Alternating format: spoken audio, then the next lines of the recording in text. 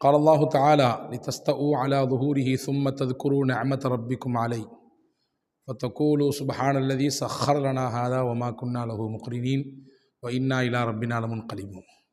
கண்ணியத்திற்குரிய சகோதரர்களே, அன்பிற்குரிய மூமின்களே, பாசத்திற்குரிய தாய்மார்களே, சகோதரிகளே, அல்லாஹ்வின் பேரர்களால் இன்றைய தினம் ஓதப்பட்ட திருக்குர்ஆனுடைய பல்வேறு வசனங்கள் குறிப்பாக நம்முடைய வாழ்வியலோடு தொடர்புடைய நாம் எந்த ஒரு வெளியூர் பயணம் அல்லது உள்ளூர் பயணங்களானாலும் அதிலே கடைபிடிக்க வேண்டிய முக்கியமான ஒரு அம்சத்தை அல் குர்ஆன் நமக்கு இன்று சொல்லித் தருகிறது.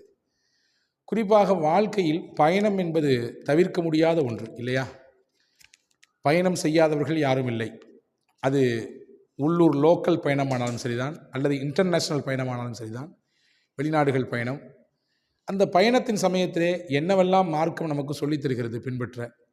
பொதுவாக பயணம் என்பது எப்படியானது என்பதை ஒரு பார்வையை இஸ்லாம் கொடுக்கிறது. உலகத்தை சுற்றி வாருங்கள் என்று சொல்லுகிறது. ஃபசீரு ஃபில் அர்தி குல் சீரு ஃபில் அர்தி ஃபந்துரு கைஃபகான் ஆகிபத்துல் முகத்திபின். உலகத்தை நீங்கள் சுத்துங்கள், பொய்ப்பித்தவர்களுடைய நிலைமை என்ன ஆனது என்பதை நீங்கள் பாருங்கள் என்று அல்லாஹ் சொல்கிறான். இப்போ பயணங்கிறது குறிப்பாக நம்முடைய லைஃப்பில் ஏற்பட்டு போன ஏதாவது ஒரு மன சங்கடத்தை, அந்த மன அயர்வை போக்கிக் கொள்வதற்காக வேண்டி என்ற எண்ணம் அதுவும் இருக்கலாம். சுற்றி பார்த்து கொஞ்சம் நாம் உல்லாசமாக ஆனந்தமாக இருக்க வேண்டும் என்பதற்காக வேண்டி அதுவும் இருக்கலாம். இத்தோடு சேர்த்து எந்த பயணமானாலும் அதிலே பேண வேண்டிய, பின்பற்ற வேண்டிய முக்கியமான விஷயம் என்னவென்றால் அதிலே படிப்பினை பெற வேண்டும் என்ற உயர்ந்த நன்னோக்கம் இருக்க வேண்டும் என்பதை மார்க்கம் நமக்கு வலியுறுத்துகிறது. எனவே தான் அல் குர்ஆனிலே அல்லாஹ் சொன்னான், உலகத்தில் இறைவனை பொய்ப்படுத்தியவர்களினுடைய நிலைமை என்ன ஆனது என்பதை போய் பாருங்கள் என்று அல்லாஹ் சொல்கிறான். எனவே பயணத்தில் முதன்மையான விஷயம், மார்க்கம் சொல்லித்தரக்கூடிய முக்கியமான விஷயம் என்னவென்றால், அந்த பயணம் என்பது ஒரு சின்ன வேதனையினுடைய இடமாகத்தான் இருக்கும். அஸ்ஸஃபர் கித்அத்தும் மினன் நார் என்று பெருமானார் ஸல்லல்லாஹு அலைஹி வஸல்லம் சொன்னார்கள். நரகத்தினுடைய ஒரு துண்டு தான் பயணம் என்பது. ஆமாம், யம்னஉ தஆமஹு வ ஷராபஹு வ நௌமஹு. பயணத்திலே ஒரு மனிதன் எதையெல்லாம் இழக்கிறான்? உணவு, தண்ணீர், அதே போன்று உறக்கம். இதுவெல்லாம் நாம் நினைத்தது போன்று நடக்காது. நம்ம நினச்ச மாதிரி பயணம் இருக்குமா அப்படின்னா இருக்காது. அது எவ்வளோ பெரிய லக்ஸுரியான பயணமாக இருந்தாலும் சரிதான், நம்ம நினச்சது ஒரு மாதிரி இருக்கும், ஆனால் நடக்கிறது வேறு மாதிரி இருக்கும். இது யதார்த்தம். நீங்கள் எவ்வளவு பெரிய விமானத்தில் பெரிய அளவிலே நீங்கள் முன்னுரிமை எடுத்து முதல் வகுப்பிலே நீங்கள் பயணத்தை புக் பண்ணி போனாலும் கூட அதுலேயும் ஏதாவது சில சங்கடங்கள், சிரமங்கள் இருக்கத்தான் செய்யும். எனவே சிரமங்கள் இருக்கிறது என்பதனாலே அல்லாஹ் பயணங்களுக்கு தரக்கூடிய வெகுமதி என்னவென்றால், அந்த பயணத்தில் கேட்கக்கூடிய துவாவிற்கு அல்லாஹ் அங்கீகாரத்தை தருகிறான். எனவே தான் பெருமானார் ஸல்லல்லாஹு அலைஹி வஸல்லம் சொன்னார்கள், ஸலாசு தஅவாத்தின் முஸ்தஜாபா. 3 துவா இருக்கிறது, அந்த துவாக்களை அல்லாஹ் அங்கீகரிப்பான். அதிலே மாற்றுக்கிறதே கிடையாது. அல்லாஹ் அதை மீட்டு கொடுப்பதே இல்லை, அல்லாஹ் அதை அங்கீகரிக்கிறான் என்றார்கள் பெருமானார் ஸல்லல்லாஹு அலைஹி வஸல்லம். அதிலே முதல் துவா எதுவென்றால் தஅவத்துல் மதுலூம், அநியாயம் இழைக்கப்பட்ட ஒரு மனிதனுடைய துவா. அவன் அல்லாஹ்விடத்திலே கையேந்தினால் நிச்சயம் அதற்கு அல்லாஹ் பதில் கொடுப்பான். 2வது சொன்னாங்க ஸல்லல்லாஹு அலைஹி வஸல்லம், தஅவத்துல் முசாஃபிர், ஒரு முசாஃபிர், ஒரு பயணி, ஒரு வெளியூர் பயணம் செய்யக்கூடியவர், அவர் கேட்கக்கூடிய துவாவுக்கு அல்லாஹ் பதில் தருகிறான். அதிலே தடை என்பது கிடையாது, அதை அல்லாஹ் தேக்கி வைப்பது கிடையாது. 3வது சொன்னாங்க, ஒரு பெற்றோர் தன் பிள்ளைக்காக வேண்டி கேட்கக்கூடிய துவா, அந்த துவாவையும் அல்லாஹு தஆலா உடனே அங்கீகரிக்கிறான், அதிலே தேக்க நிலை கிடையாது என்று பெருமானார் ஸல்லல்லாஹு அலைஹி வஸல்லம் சொன்னாங்க. எனவே பயணியின் துவா அங்கீகாரம் பெற்றது என்பதனால்தான் பெருமானார் ஸல்லல்லாஹு அலைஹி வஸல்லம் அவர்கள் தன்னிடத்திலே பயணம் சொல்லி வந்த பல நபரிடத்திலே தனக்காக துவா செய்யுங்கள் என்று வேண்டிக் கொண்டார்கள். அப்படின்னா எவ்வளோ பெரிய முக்கியத்துவம் வாய்ந்தது பயணம் என்பதை நாம் இங்கே கவனத்தில் கொள்ள வேண்டும். தனக்காண்டி துவா செய்யுங்கன்னாங்க. ரசூலுல்லாஹ் முன்பின் பாவம் மன்னிக்கப்பட்டவர்கள் மட்டுமல்ல, நாயகம் துவா செய்தால் அதிலே மறுப்பு எதுவுமே கிடையாது. அந்த அளவுக்கு அவர்களின் அந்தஸ்தை, அவர்களுடைய உயர்வை, அவர்களுடைய மகோன்னதத்தை அல்லாஹ் உயர்த்தி வைத்திருக்கிறான். அந்த ரசூல் பயணம் சொல்லி வந்தவர்களிடத்திலே பிரத்யேகமாக தனக்கு துவா செய்யுங்கள் என்று சொன்னார்கள் என்றால் எவ்வளவு தூரம் அதை கவனப்படுத்த வேண்டும் என்பதை இங்கே நமக்கு மார்க்கம் சொல்லித் தருகிறது. ஹஜ்ரத் சய்யிதுனா உமர் ரலியல்லாஹு அன்ஹு ரசூலுல்லாஹ்விடத்திலே வருகிறார்கள். வந்தவர்கள், தான் உம்ரா பயணம் மேற்கொள்ளப் போகிறேன் நபியே என்று தகவலை சொல்ல வந்த உமர் ரலியல்லாஹுவிடத்திலே ரசூலுல்லாஹி ஸல்லல்லாஹு அலைஹி வஸல்லம், லா தன்சானி ஃபி துஆஇக யா உஹை, என்னுடைய அன்பு சின்ன சகோதரரே, நீங்கள் உங்கள் துவாவில் என்னை மறந்து விடாதீர்கள், உங்களுடைய பிரார்த்தனையில் என்னை நீங்கள் மறக்காதீர்கள், எனக்கும் உங்கள் பிரார்த்தனையில் இடம் கொடுங்கள் என்று சொன்னார்கள். இந்த 2 விஷயத்தை கவனிக்கணும். ஒன்று, அவர் போகக்கூடிய இடம் புனிதமான இடம், மக்காவிற்கு போகிறார், புனித பயணம் மேற்கொள்கிறார். 1. 2வது பயணப்படுறாங்க. அதுக்கு பயணப்பட்டு தானே போகணும். இந்த ரெண்டும் உங்களிடத்தில் இருப்பதினாலே துவா அங்கீகரிக்கப்படக்கூடிய மனிதனாக நீங்கள் இருக்கிறீங்க. என்னையை மறந்துடாதீங்க, துவா செய்யுங்கன்றாங்க. அப்போது பயணத்தில் ஒரு சிறு சிரமம் இருந்தாலும் அதற்கு அல்லாஹ் தரக்கூடிய வெகுமதி, அந்த பயணத்தில் கேட்கக்கூடிய துவாவை அல்லாஹ் அங்கீகரிக்கிறான் என்று பெருமானா ஸல்லல்லாஹு அலைஹி வஸல்லம் சொன்னாங்க. அதே மாதிரி தான் பயணத்தில் தான் ஒரு மனிதனுடைய சுயம் வெளிப்படும். ஒருத்தருடைய உண்மை இயற்கை குணத்தை தெரிய வேண்டும் என்று விருப்பப்பட்டார்னா அவரோட ஒரு 2 நாள் 3 நாள் பயணப்பட்டால் போதும், தெரிஞ்சிடும் அவருடைய உண்மையான ஃபேஸ் எது, உண்மையான முகம் எது. அவர் போட்டிருக்கக்கூடிய முகமுடி எல்லாம் கலருகிற ஒரு நிலைக்கு பயணம் கொண்டு வந்து அதை உண்மையாக அறிவித்து விடும். இது பயணத்தில் இருக்கக்கூடிய முக்கியமான விஷயம். எனவே தான் நபிகள் பெருமானா ஸல்லல்லாஹு அலைஹி வஸல்லம் எப்பொழுது யார் பயணப்பட்டாலும் துவா செய்ய சொல்வார்கள். அதே போன்று துவா செய்து வழி அனுப்பி வைப்பார்கள். ரசூலுல்லாஹ்விடத்திலே பயணம் சொல்லி வந்த பல சஹாபாக்களுக்கு ரசூலுல்லாஹி ஸல்லல்லாஹு அலைஹி வஸல்லம் அஸ்தௌதிஉல்லாஹ அமானத்தக்கும் வ ஹவாத்திம அமாலிக்கும், உங்களுடைய விஷயத்தை அல்லாஹ்விடத்திலே நான் ஒப்படைக்கிறேன், உங்களுடைய நன்முடிவு சிறப்பாக அமையட்டும் என்று அல்லாஹ்விடத்திலே நான் உங்களுக்காக பிரார்த்திக்கிறேன், துவா செய்கிறேன். நீங்கள் எங்கே இருந்தாலும் அல்லாஹ் ஜவ்வதக்கல்லாஹு தக்வா, அல்லாஹ் உங்களை இறையச்சத்தை கொண்டு நல்ல அதிகரிக்க செய்வானாக. வ கஃபர தம்பக்க, அல்லாஹ் உங்களுடைய பாவத்தை மன்னிப்பானாக. நீங்கள் எங்கே இருந்தாலும் அல்லாஹ் உங்களுக்கு ரிசுக்கை கொண்டு வந்து சேர்ப்பானாக என்று பயணம் சொல்லி வந்த மனிதரிடத்திலே துவா செய்து அனுப்பியிருப்பதாக நாம் அதீதுகளிலே பார்க்கிறோம். அப்போ பயண இடத்தில் துவா செய்ய வேண்டும் என்றும் மார்க்கம் சொல்கிறது. பயணம் சொல்லி வரக்கூடியவர்களிடத்திலே அவருக்காக துவா செய்து வழி அனுப்பி வைக்க வேண்டும் என்பதை மார்க்கம் சொல்கிறது. அது ஒரு பயணியாக இருந்தால் நாம் என்ன செய்வது? நாம் பயணப்படுகிறவர்கள் இன்றைய காலகட்டத்தில் விபத்துகள் மலிந்திருக்கக்கூடிய சமயம், எங்கே திரும்பினாலும் கொடூரமான முறையிலே விபத்துகள் நடக்கிறது. உடல் சிதைந்து பார்ப்பதற்கே உடல் கூசும் விதத்திலே விபத்துகளும் உயிரிழப்புகளும் அதனுடைய எண்ணிக்கை நாளுக்கு நாள் கூடிட்டே இருக்குது. இந்தியாவில் அதிகமான விபத்து நடக்கக்கூடிய மாநிலங்களினுடைய பட்டியலிலே நாம் வாழக்கூடிய தமிழ்நாடும் இருக்கிறது என்பது ஆச்சரியம் என்பது மட்டுமல்ல, ரொம்ப வருத்தப்படக்கூடிய விஷயம். அதில் அதிகப்படியாக எந்த விபத்து நடக்குதுன்னா இருசக்கர வாகன விபத்துகள் அதிகப்படியாக நடக்கிறது. இன்றைக்கி நம்முடைய பிள்ளைகள் போடக்கூடிய அந்த வரக்கூடிய விதமும் போகக்கூடிய விதமும் உள்ளபடியே பதபதைக்க செய்கிறது. பெற்றோர்களுக்கு மட்டுமல்ல, பார்க்கக்கூடியவங்களும் பயப்படுறாங்க. இவங்க இப்படி வேகமாக போய் என்ன செய்ய போகிறாங்க, இவ்வளவு தூரம் வேகமாக போய் என்ன செய்ய போகிறாங்க.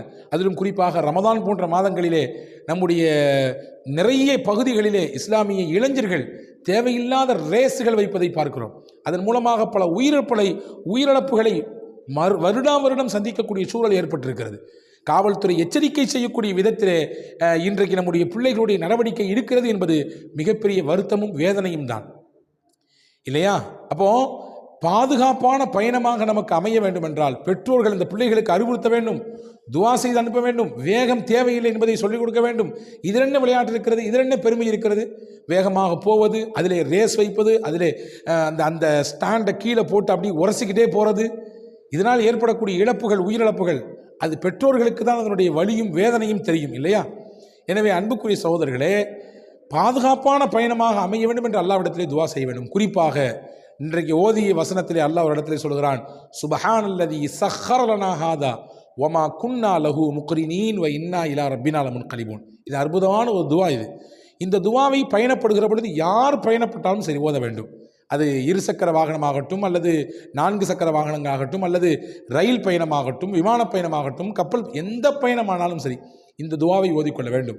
அதே போன்று அதற்கடுத்து வீட்டை விட்டு வெளியேறுகிற பொழுது பிஸ்மில்லாஹி தவக்கல்து அலல்லாஹ், அல்லாஹ்வின் பெயரை சொல்லி அல்லாஹ்வை உன் மீது நம்பிக்கை வைத்து நான் வெளியேறுகிறேன், லா ஹவுல வலா குவத்த இல்லா பில்லா, இந்த துவாக்களை எல்லாம் சொல்லி நாம் பயணப்படுகிற பொழுது அல்லாஹ் அந்த பயணத்தை பாதுகாப்பாக்குறான். அதாவது பயணத்தில் தான் நமக்கு இறப்பு என்று முடிவு செய்யப்பட்டால் அது நடக்கும், அதில் மாற்றுக்கிறது இல்லை. இப்படி ஆக்சிடெண்ட்டில் தான் மௌத்து, இந்த மாதிரி தான் சொன்னால் அது நடக்கத்தான் போகிறது. ஆனால் அந்த கதிரையும் மாற்றக்கூடிய ஒரு சக்தியை அல்லாஹ் துவாக்கு வைத்திருக்கிறான், இல்லையா? நாம் கேட்கக்கூடிய துவா எவ்வளவு பவர்ஃபுல்லானதுன்னா தலைவிதியையும் மாற்றுகிற அளவிற்கு சக்தியை அல்லாஹ் வைத்திருக்கிறான். எனவே தான் துவாவோடு நீங்கள் வீட்டை விட்டு உங்களுடைய பயணத்தை கிளம்புங்கள் என்று சொல்கிறார்கள், இல்லையா? முன்னாடிலாம் நம்ம ஊர்களில் ஒரு நல்ல பழக்கம் இருந்தது. வெளியூருக்கு போனாங்கன்னா, வெளிநாடுகளுக்கு போனாங்கன்னா பயண காசு கொடுப்பாங்க. அது ஒரு சதக்கா. அதை கொடுத்து அதன் வழியாக துவாவை எதிர்பார்ப்பார்கள், அந்த துவாவை பெற்றுக்கொள்வார்கள். அவருடைய பயணத்தை அல்லாஹ் சிறப்பாக அமைத்து கொடுக்கிறான்.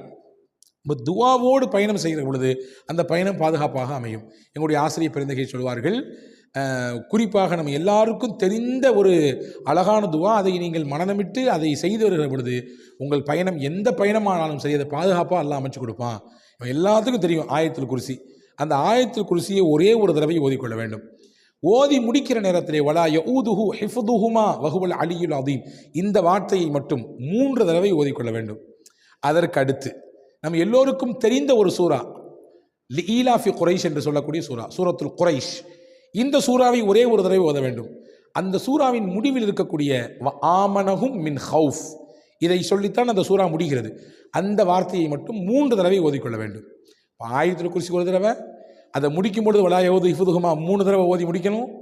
அதே போன்று ஈலாஃபி குரைஷின் சூறாவை ஒரு தடவை ஓதி அதனுடைய முடிவிலே ஆமனஹும் மின் ஹவுஃப் என்ற வார்த்தையை 3 தடவை ஓதி முடித்துவிட்டு நீங்கள் வளமையாக ஓதக்கூடிய இந்த சுப்ஹானல்லதி ஸஹ்ஹரலனா ஹாதா இந்த துவாவையும், பிஸ்மில்லாஹி தவக்கல்து அலல்லாஹ் லா ஹவ்ல வலா குவத்த இல்லா பில்லா இந்த துவாக்களையும், இதை தாண்டி வேறு என்ன துவாக்கள் உங்களுக்கு தெரியுமோ அதையெல்லாம் செய்துவிட்டு நீங்கள் பயணத்தை கிளப்பினால், நீங்கள் பயணம் புறப்பட்டால், பயணம் என்றால் வெளிநாட்டு பயணம் மட்டும்தான் என்பது கிடையாது. உள்நாட்டு பயணங்களாகட்டும் அல்லது சாதாரணமாக நாம் வெளியே போகிறோம், கடைகளுக்கு போகிறோம், வீதிகளுக்கு போகிறோம், கடை வீதிக்கு போகிறோம், அந்த சமயத்திலும் கூட இதை நீங்கள் முன்னெச்சரிக்கையாக செய்துவிட்டு போகிற பொழுது அல்லாஹ் அதை பாதுகாப்பான பயணமாக அமைத்து தருவான் என்று ஆசிரியர் பெருமக்கள் நமக்கு சொல்லித் தருகிறார்கள். எனவே அன்பானவர்களே, பயணத்தின் பாதுகாப்பை பெறுவதற்கு, அதிலும் குறிப்பாக இன்றைய காலகட்டத்தில் விபத்துகளும் கோர விபத்துகளும் அதிகமாக நடைபெறக்கூடிய இந்த காலகட்டத்திலே அழகாக மார்க்கம் நமக்கு சொல்லித் தருகிறது. இந்த துவாவை, குர்ஆன் சொல்லக்கூடிய இந்த துவாவை ஓதிக்கொள்ளுங்கள் என்று. திருக்குர்ஆனிலே நீங்கள் திருப்பி பார்த்தால் நபிமார்களுடைய துவாக்கள் எக்கச்சக்கமாக இருக்கிறது. எந்தெந்த நபி என்னென்ன மாதிரியான துவாக்கள் எல்லாம் கேட்டார்கள் என்ற செய்திகள் இருக்கிறது. ஜக்கரியா அலைஹிஸ்ஸலாம் கேட்ட துவாக்கள் இருக்கிறது, ஹஜ்ரத் யஹ்யா அலைஹிஸ்ஸலாம் கேட்ட துவாக்கள் இருக்கிறது, நூஹ் அலைஹிஸ்ஸலாம் கேட்ட துவா இருக்கிறது, ஹஜ்ரத் லூத் அலைஹிஸ்ஸலாம் கேட்ட துவா இருக்கிறது, இப்ராஹிம் அலைஹிஸ்ஸலாம் கேட்ட துவாக்கள் இருக்கிறது, யூசுப் நபி கேட்ட துவா இருக்கிறது. நபிமார்களின் துவாக்களின் பட்டியல், ஒரு நீல பட்டியல் இருக்கிறது குர்ஆனிலே. நபிகள் பெருமானா ஸல்லல்லாஹு அலைஹி வஸல்லம் பல துவாக்களை நமக்கு கற்றுக் கொடுத்திருக்கிறார்கள். சுன்னத்துகளிலே அது வருகிறது, ஹதீதுகளின் மூலமாக நாம் அதை தெரிந்து கொள்கிறோம். ஆனால் குர்ஆன் ஒரு விஷயத்திற்கு துவா செய்து கொள்ளுங்கள் என்ற ஒரு அமைப்போடு நமக்கு குர்ஆனிலே ஒரு வசனம் உண்டு என்றால் அது இந்த வசனம் தான், பயணத்திற்கான இந்த வசனம் மட்டும்தான். இது அழகாக இடம்பெறுகிறது, இந்த துவா குர்ஆனிலேயே இடம்பெறுகிறது. இதை நாம் பயணப்படுகிற பொழுது, இதை ஓதிக்கொள்கிற பொழுது தொடர்ச்சியாக ஆசிரியர் பெருமக்கள் சொன்ன அந்த ஆயத்துல் குர்சியினுடைய அந்த துவாவையும், அதே போன்று சூரத்துல் குரைஷினுடைய அந்த அத்தியாயத்தையும் ஓதி அல்லாஹ்விடத்தில் துவா செய்து கொண்டால் நம்முடைய பயணத்தை அல்லாஹ் பாதுகாப்பாக அமைத்திருவான். ஆக பயணம் எப்படிப்பட்டது, பயணத்தின் அவசியம் என்ன, அதே போன்று பயணத்தின் என்னென்ன சிரமங்கள் ஏற்படுகிறது, பயணத்தில் கேட்கக்கூடிய துவாவுக்கு அல்லாஹ் தரக்கூடிய வெகுமதி என்ன, பயணத்தில் ஒருவருடைய உண்மை முகம் எப்படி தெரிகிறது, பயணப்பட்டால் அவரிடத்திலே நாம் எப்படி நடந்து கொள்ள வேண்டும், பயணப்படுகிற நபர்களிடத்திலே நாம் அவருக்காக எப்படி துவா செய்ய வேண்டும், நாம் பயணியாக இருந்தால் நாம் என்ன மாதிரியான முறைகளை கையாள வேண்டும் என்பதையெல்லாம் மார்க்கம் அழகாக நமக்கு வரிசைப்படுத்தி சொல்லித் தருகிறது வல்ல ரஹ்மான் அல்லாஹ். இதன் பிரகாரம் நம்முடைய வரக்கூடிய காலங்களிலே நம்முடைய பயணங்களை அமைத்துக் கொள்வோம். பாதுகாப்பான பயணமாக, கைரு பரக்கத்துகள் நிறைந்த பயணமாக அல்லாஹ் நம்முடைய எல்லா பயணங்களையும், நன்மைக்கான அனைத்து பயணங்களையும் ஆக்கி வைப்பானாக. தீமையை நோக்கி, ஹராம்களை நோக்கி, மார்க்கம் தடுத்த விஷயங்களை நோக்கி பயணப்படுவதை விட்டும் வல்ல ரஹ்மான் அல்லாஹ் உங்களையும் என்னையும் எல்லா மக்களையும் காத்து ரட்சிப்பானாக. ஆமீன்.